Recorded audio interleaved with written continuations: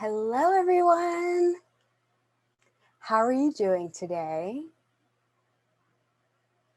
I'm Alexis. I'm from New York City.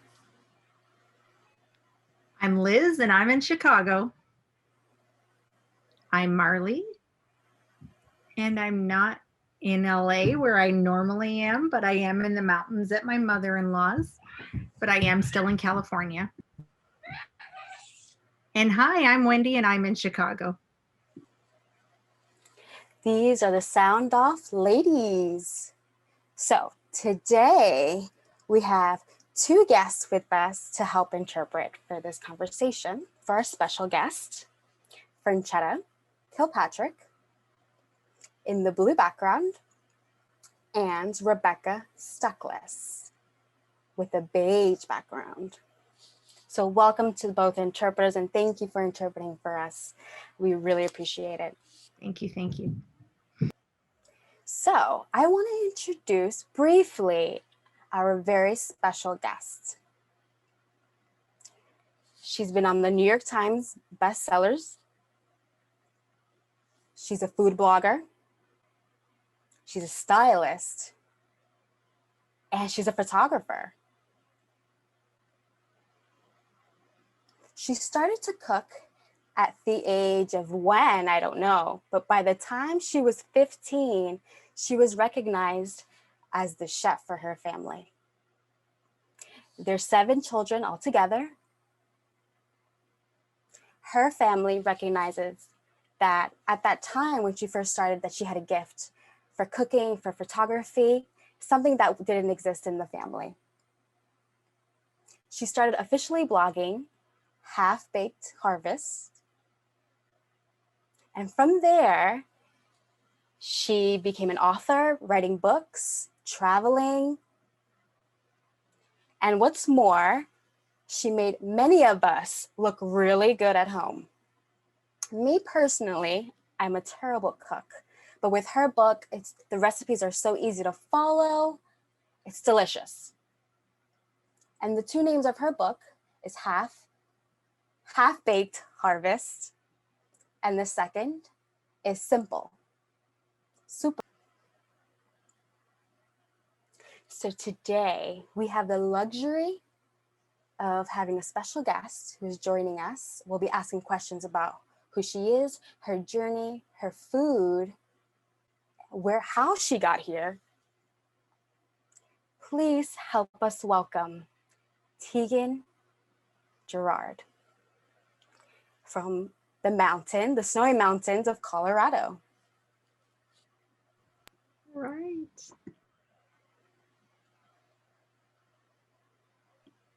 Hi. Can you see us?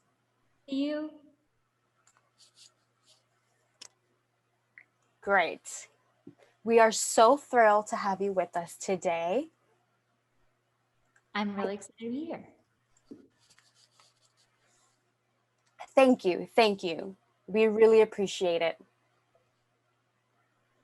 We found that your journey is so fascinating, but before we go into that, I want to talk about how we found you, how we discovered you.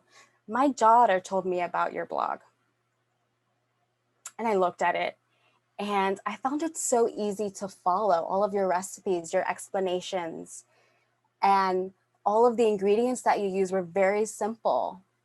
Leah, my daughter, Marley, and myself, we started a chat called Half-Baked Harvest. We were discussing your recipes, and the more that we discussed it, we realized how life-changing it really was. And then we introduced the book to everyone else, and we all agreed that your book really made a difference to us in our lives.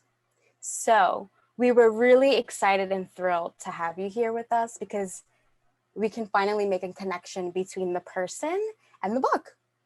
So thank you for that. Of course, like I said, I'm very excited to be here.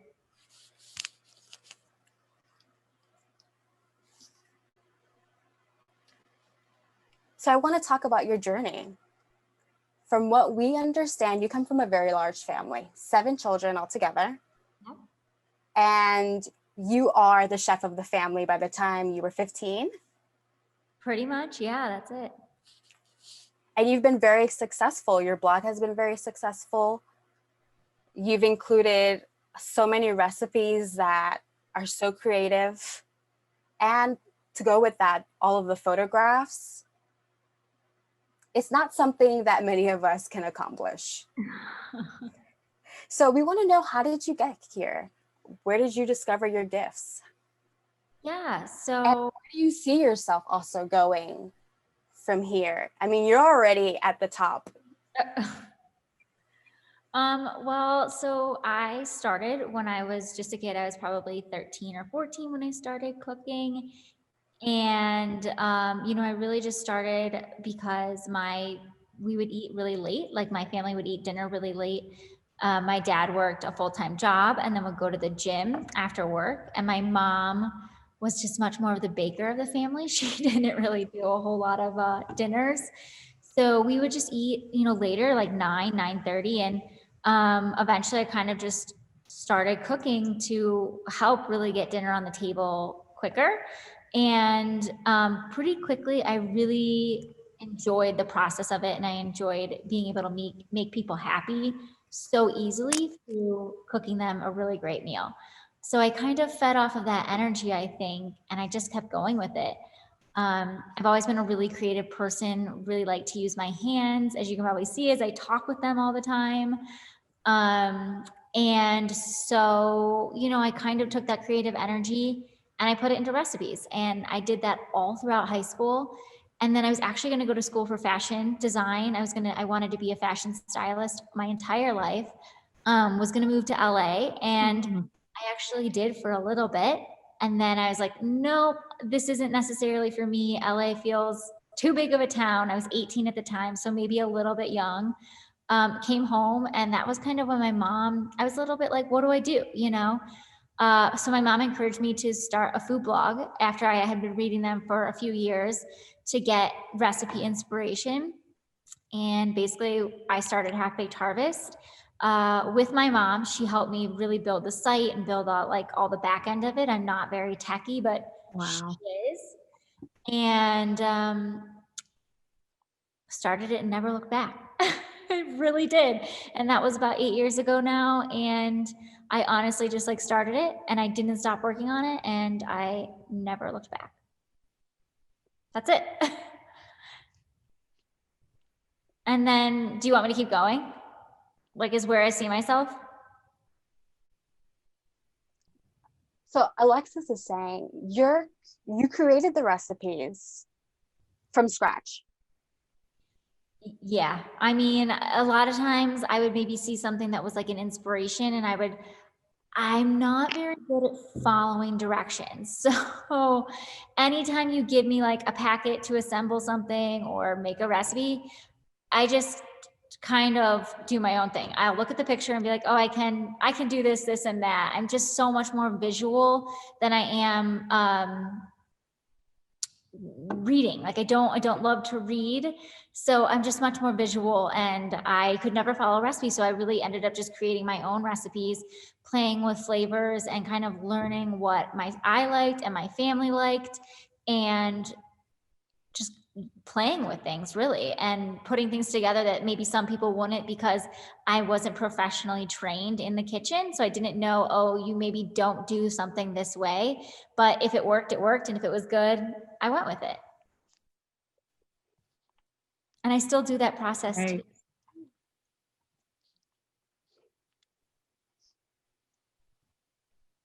So from there, when you started the blog, you started cooking, you made those 2 successful cookbooks. What's next for you? Yeah, hopefully a lot. I'm really excited.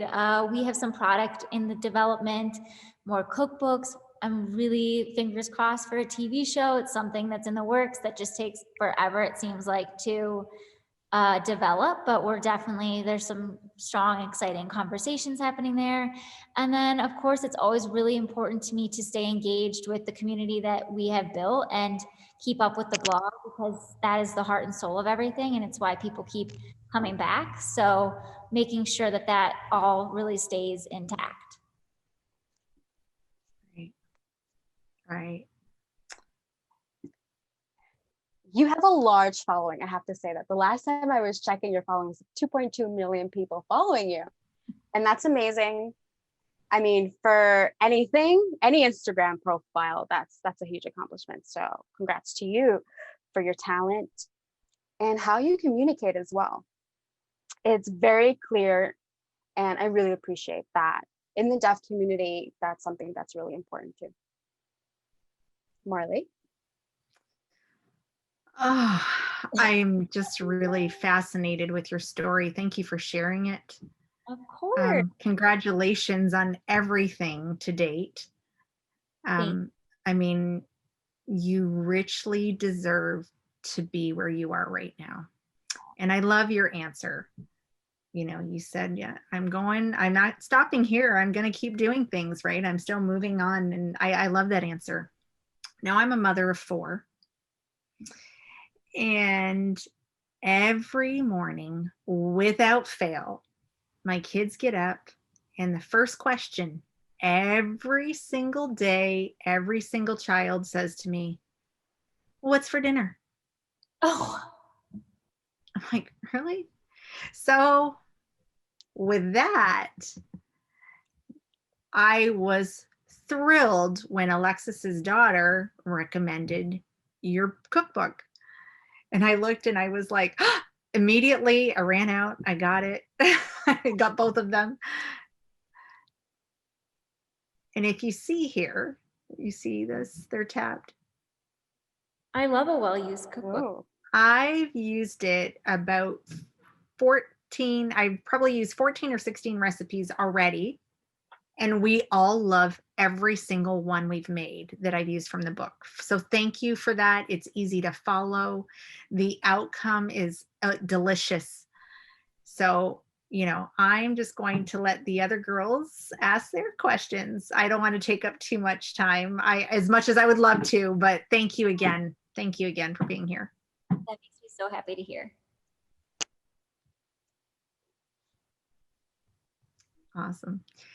Well, you know, congratulations for your success, you know, especially at your young age. It's just really inspiring to see where you've gone. You're amazing. So thank you for making this happen, you know, especially with what's happening with the pandemic. And, you know, we all are at home saying, what are we going to do? What are we going to do? Well, I open your book and it's so easy.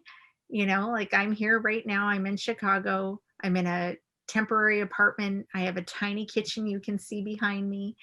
And with your cookbook, it really helps make things go much easier. You know, I make my stuff and it's so much easier. So thank you. Oh, you're welcome. Okay, so now we have the holidays are quickly approaching, and we know that many of us will be cooking. I'm curious what your thoughts are for us. Like if you're thinking with any holiday,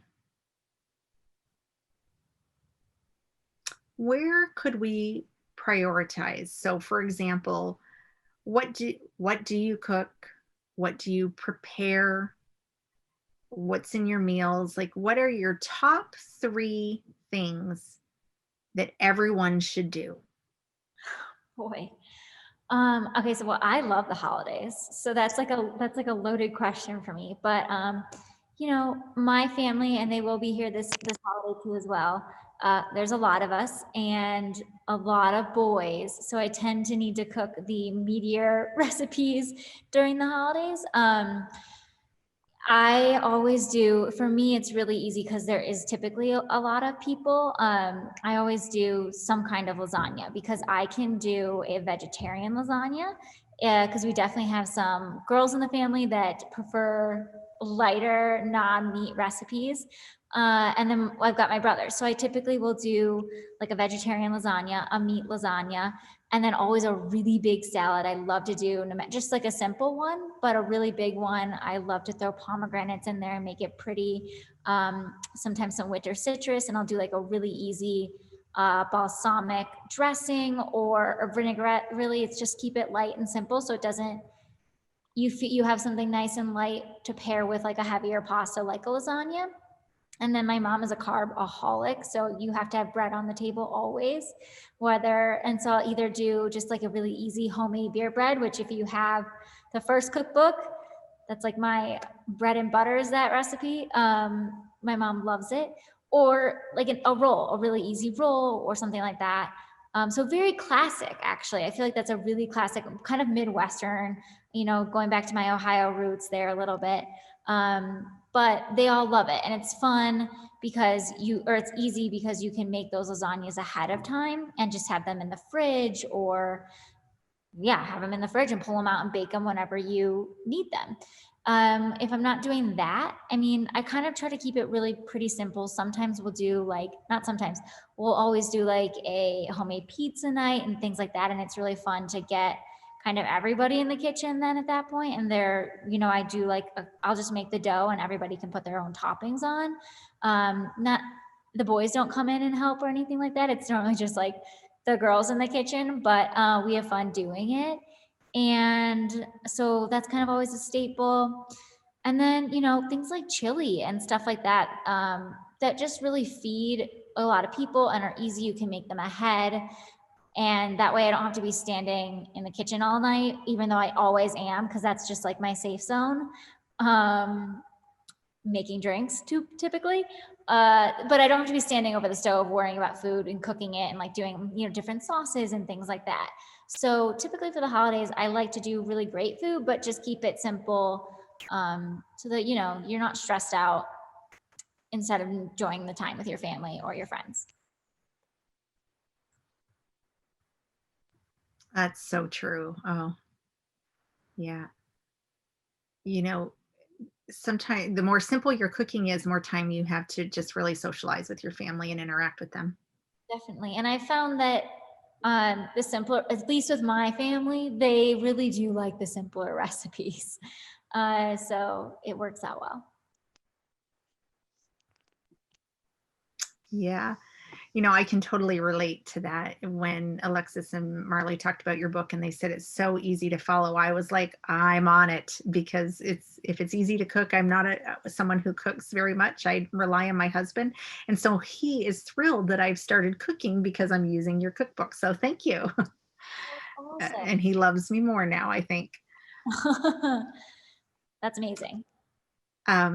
You have a quote, and yes, thank you. It is amazing. So you have a quote where you say, "We all want to make and serve our loved ones beautiful food, but we should not have to work hard to do it." I can relate to that comment. I find myself enjoying making your recipes. The ingredients are easy to read. It's easy to read, especially, when I go to the store, the ingredients that you have, they're easy to find, which is important to me. That's right. I'm not looking for some odd thing that I've never heard of and I don't know where to find. So, and also, you spend a lot of time in the kitchen. Your food is fantastic. And so I'm wondering how you came up with the idea of keeping it simple and ideal with time. Well, I just think it's really what everybody is looking for.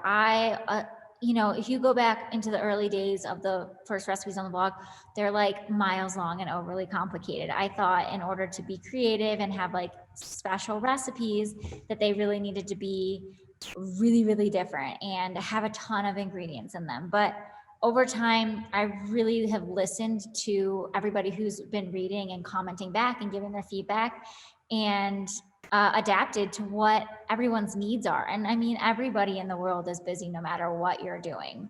And as I became increasingly busy, I also needed those easier recipes. I didn't have time to be making, a recipe that required all these different steps. And nor did I want to. I love to cook, but nothing should be overly complicated where you're like, oh my God, is this over yet? For me, cooking, the reason I started cooking was because it was a way for me to de-stress. And like, I was never a fan of school. So it really was a little like a stress reliever for me. And I was able to be creative with it and have fun with it. So I didn't want people to, right. I think recipes Awesome. really, really scary. And I think that they can be really, really stressful, but it really shouldn't be that way. I wanted people to be able to have fun in the kitchen cooking and enjoy cooking for the people that they love, because that's why I cook. I cook for other people because I love to see their faces light up when they take that first bite and they love it, right?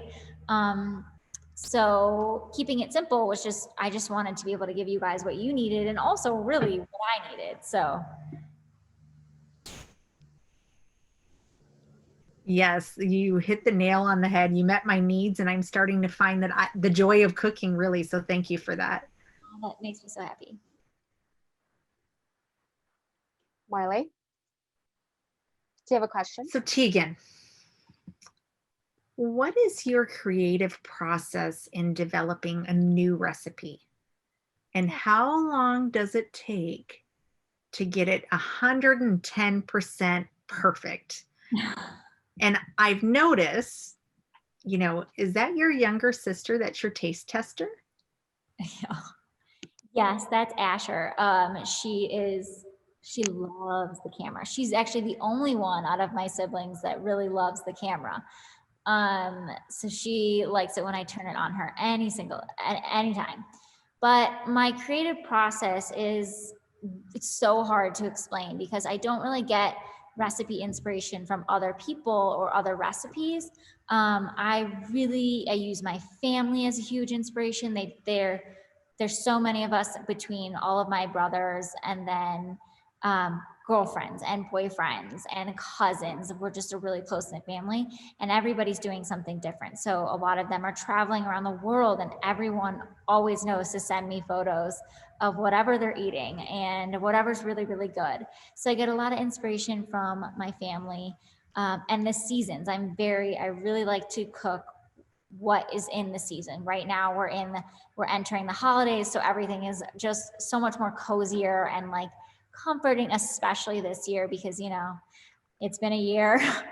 And so everything is a lot more cozy right now and comforting, and like just those feel good recipes that everybody wants to be eating during the holidays that maybe remind them of being home with their mom as their kid or whatever.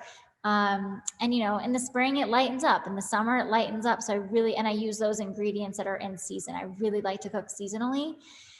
And then I'm very, very visual. So I can see like a color or a flower or just something I really like the way the styling is. And I can kind of create a recipe off of that because I want to recreate some aspect of whatever that color is or whatever that styling of a photograph is. That one's really hard to explain, but I kind of work backwards and I say, oh, I love this surface, right? I want to shoot on this surface. What food would look good on this surface? Is there a certain cuisine that would look good on this surface? That kind of thing. It's weird. And then I also sometimes just open my fridge and say, hey, this is what I've got. It's not weird. I make something, and honestly, those end up being my favorite recipes.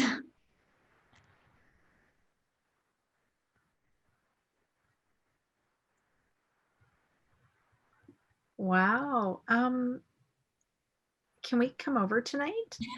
Yeah, we'll just We're all on our way. I mean, I actually am I'm no family around right now. So the more mouths, the welcome, because I'm cooking a lot.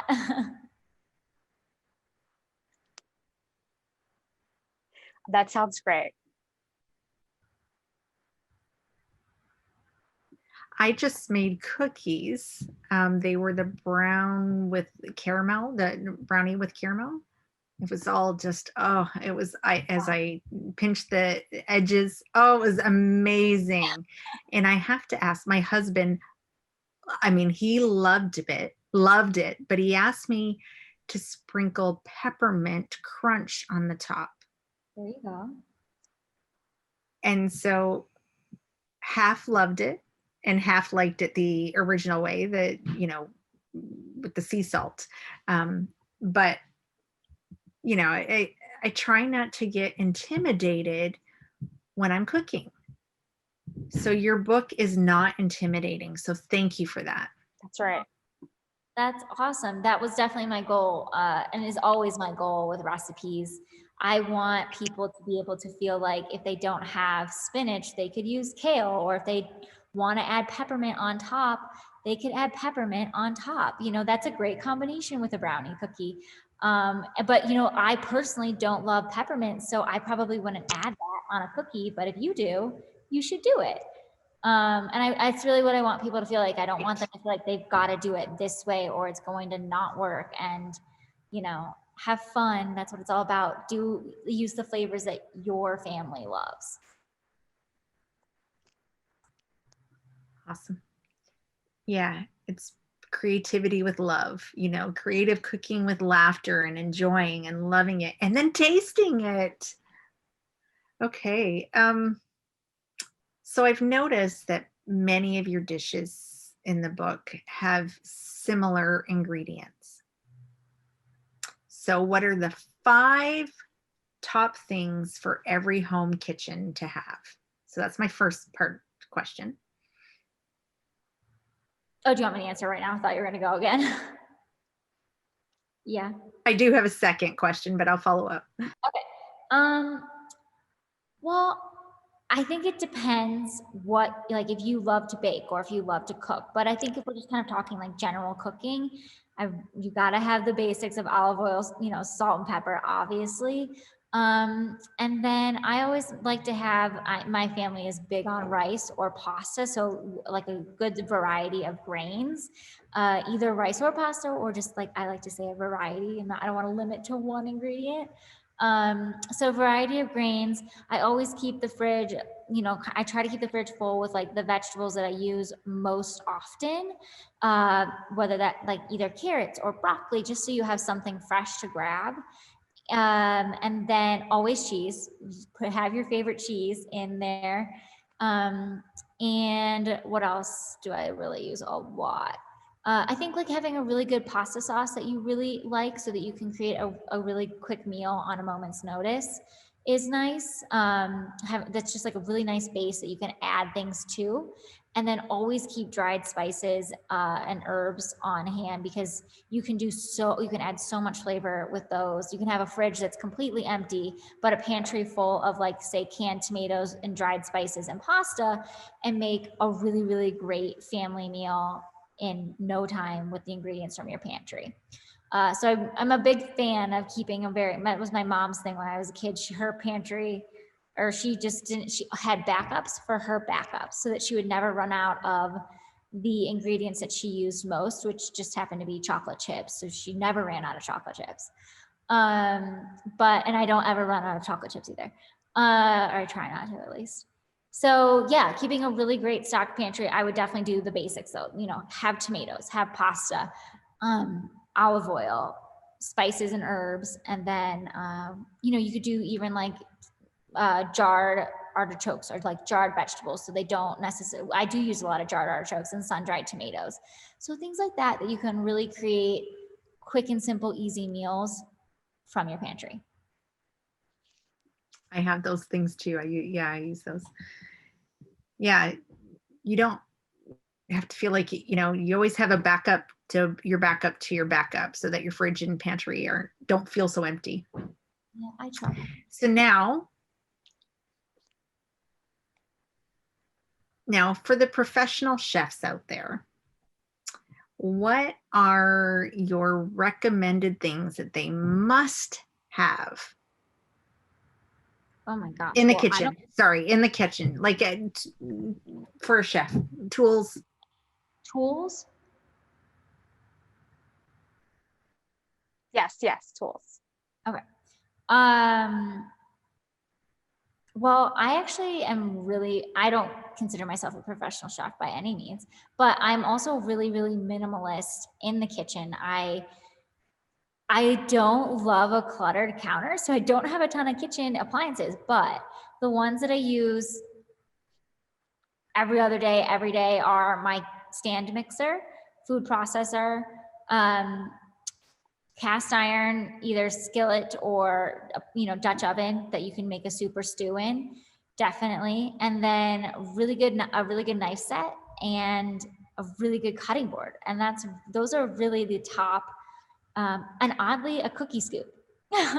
But those are the top things that I use every single day. I really don't use a whole lot outside of that, unless it's, you know, something specialty like homemade ravioli, and I have a lasagna roller for that, like a, you know, sheet pasta roller for that. But I really like super simple. I really try to keep it super simple.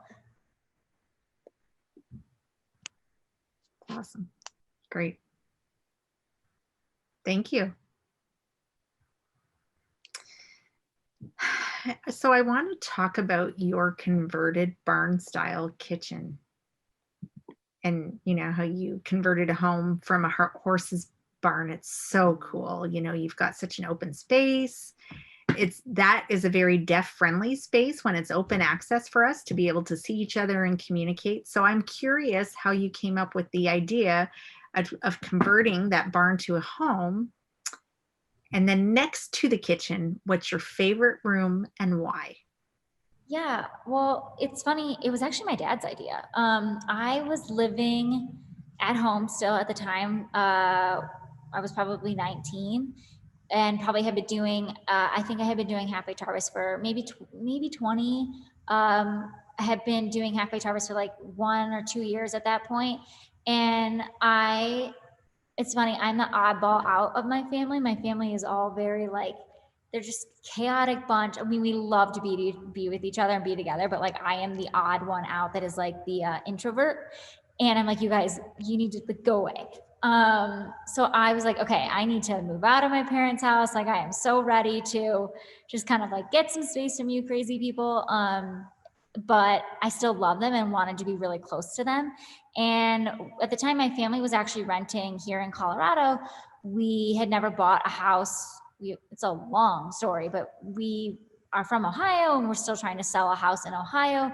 That house finally sold. So then, you know, at that time, we found this property here in Colorado, and my parents were looking to buy, and it had a old horse barn on it. And my dad was like, oh, well, you know, we could convert that into a home, you know, essentially.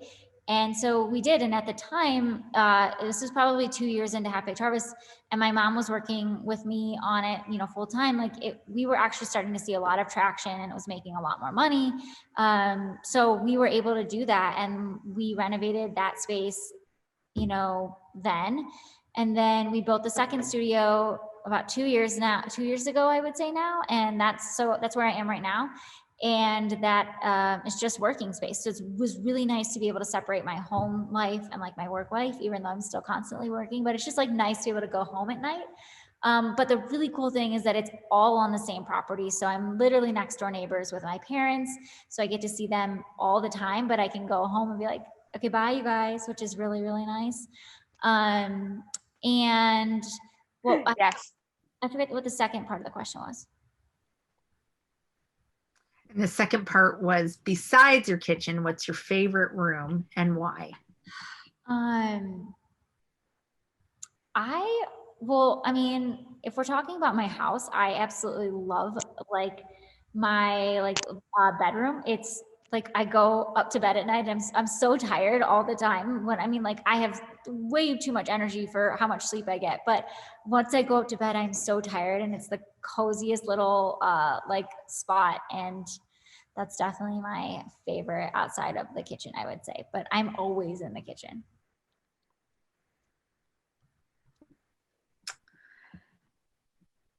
Oh, and you just really have a beautiful layout. I love your home. So it's very beautiful, very natural. Thank you for sharing. Riley, you had a question? Yeah, I have one last question. Of all the thousands of questions we would love to ask you, but I know I'm not allowed to go on and on. So I'm wondering, who is your favorite chef? Okay, so here's the funny thing about me. I don't watch any of those shows like on Netflix, or I don't really follow a lot of people in the cooking space because I really want my recipes to be different from what everybody else is doing. So I don't want to like take inspiration from them by accident. So, I mean, the chefs that I know of are like Ina Garten and Jada, and I love Ina and I love both of them. So I guess I would have to say, you know, I'm an Ina girl, but honestly, I don't follow a ton of them. Like oh my gosh, I love this person.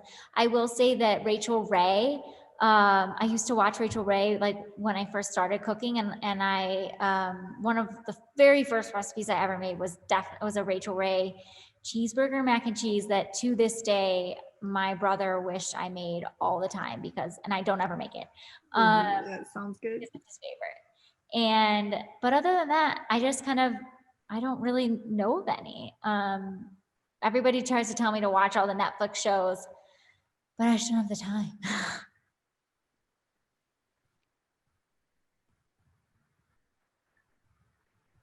You bring up a lot of good points. Yeah, and that's fair. That's fair that you don't have the time. I have a final question. If you could cook a meal for anyone, who would that be? And what would you make? Oh my gosh. For anyone? That's a good question. It's just so hard just because, man, I mean, honestly though, I don't know a lot of I don't keep up with a lot of the celebrity world and things like that. So I mean, I would love to do something with Chrissy Teigen. I don't know if I'd love to cook with her necessarily. I mean, or cook for her. I would love to do something with her, but I think really, I would just Collaboration. I would really just like to. She's so funny. Oh, I know she's really good. I would really just like to cook for my family. My mom is my favorite person to cook for in the entire world. She is so simple to please. You Aww. stack of chocolate chip pancakes for lunch though, and she just lights up with excitement. And that's actually one of the reasons why I really started to love cooking so much. When I was back in school, after school, you get home, I would get home at 3:30, and cold Cleveland winters were just miserable. And we would make pancakes, and they were her favorite thing, chocolate chip banana pancakes. And I just her face would light up, and it was so much fun for me. So I just love to cook for the people that I love. It brings me so much happiness. I can't honestly think of anybody. I mean, people that I'd like to have dinner with, and I think doing something with Ina would be great, and doing something with Chrissy would be great, but I really like cooking for my family. I don't know. That's all right. I'm with you on that. That's the best. I don't get taken aback by certain people. Everybody's just kind of a person to me, and they all have their special talents and things like that. So I don't know. Right. Absolutely right. Mm-hmm. Wow. This has been amazing. Just having this conversation with you. I really appreciate you sharing your perspective and your thoughts on how you just proceed in life. You are really an inspiration for a lot of people. And I know you're going to have a lot more followers and a lot more accomplishments ahead of you. And I'm looking forward to it. Thank you guys. Thank you all. It's been really fun. And also, I understand that you have a new partnership with several different groups, including Etsy. Can you tell us a little bit more about that? And where can we find those products? Yeah, everything is on Etsy.com. I think if you just search Half Baked Harvest or Tieghan Gerard, the whole shop page should come up. But yeah, that's been really cool. It's a holiday collection. We worked with 12 different Etsy creators to create 12 different products, all based in the US. So we have things like an apron and candles, because I love candles, and really cute little ceramic Christmas tree ornaments, and then wooden ornaments to tie on gift boxes to make them look really pretty. And that just was really fun, just a fun little collaboration for the holidays, for the Half Baked Harvest community to be able to even feel more involved in everything, and more incorporated, and have things to really bring bring my love of the holidays more into their homes. So that was kind of the idea behind that. So just fun little products that aren't too expensive, that everyone can hopefully afford and hopefully bring them a little bit more happiness for the holidays.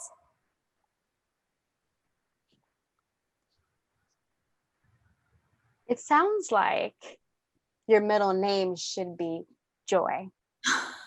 You like to bring a lot of joy. I mean, I don't think so thank you for that. But yes, I mean, I have realized even in just the last couple years, how much I really do love to be able to make others happy. I guess I'm a sort of in that way. I didn't realize it when I first started, that's for sure, but I think it really makes me feel great inside. Knowing that I'm able to make so many other people happy, it's just such a great feeling. And I think anybody would feel that, you know, and I think if more people lived their lives that way, that everybody might be a little bit happier too.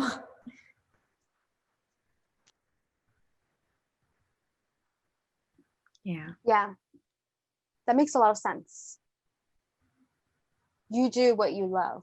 I do what I love. What brings you happiness and what brings other people happiness. That's beautiful. It's a beautiful blend. It is. Thank you again. Do you guys have any more questions for Tieghan before we wrap it up? Don't start. Okay. Don't start, Alexis. Okay, I won't. Questions. Thank you so much. We all love you. But why don't you teach her one sign? This one. We love you. I love you. This means I love you. So how does it come together? This is the letter, the hand shape I in American Sign Language. This is the letter L. Okay. And this is the letter Y. So do you do it with one hand or two? You just use one hand. Okay, But if you want to double the love, you can do both hands. so but it's I love. But remember, it's your index finger that goes up. This one? Oh gosh, you guys, this is a talent. So open your hands. Okay. And the two middle fingers, bring them down. There you go. That's it. Got it. Oh, this is it? This is I love you? Yes. Yeah. Yes. Oh, I love you. The funny thing is my mom is actually deaf in both ears, but not fully. So she tried to learn sign language. She really should, because she has the hardest time hearing. She always has to look at everyone's lips to be able to see what they're saying. And for a while there, she was doing a little bit of sign language, but I don't know, it never stuck. She should learn it. Yes, she definitely should. It's very visual. And it's not like she has to become like a skilled signer and know every vocabulary, but some vocabulary actually does make a big difference. It becomes so much bit more visual. You can start with the I love you sign. Yeah, that one was easy. Yay! Yeah. Well, take care and thank you. Yes, thank you so much. Thank you. Bye.